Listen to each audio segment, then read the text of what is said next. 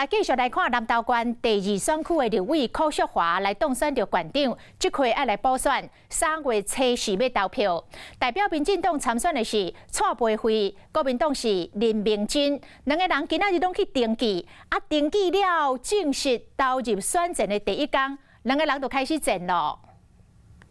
我妈妈是很不舍啦，然后她也常常觉得说，阿辉你就好好教册嘛好啊。代表民进党参加南投第2选区立委补选的蔡培慧讲到妈妈唔甘伊选举真辛苦，讲到后甜，因为伊选县长无调讲停掉参加立委补选。蔡培慧嘛批评伊对手拄下任的前县长林明珍，讲伊是为着家族利益，唔是南投乡亲。 他在昨天特别想到要守住一席，这一席到底是为南投人，还是为家族，或者是他有其他的想法，大家也心知肚明。拄进入登记阶段，蔡培慧就炮火真强，国民党主席朱立伦嘛陪林明珍去选委会登记。我们每一个人都可以享受上高速公路20公里免费的。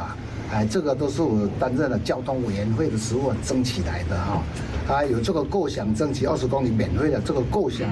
也是我儿子林志斌他在担任了国会副主任的时候帮我提起林明珍把握机会宣传伊担任立委的期间争取到的政绩，佮讲到伊的后生林如彬嘛有斗3工，把握机会替后生献歌，嘛因为安尼，互对手质疑伊年岁遮尔大出来补选，是为着延续家族利益。林明珍是反驳讲，因为党中央定调，党若是有需要，就会搁一摆替党参选。 华视新闻看起来，赶快订阅我们的华视新闻 YouTube 频道，欢迎按赞、订阅、开启小铃铛，最新最及时的资讯要提供给你。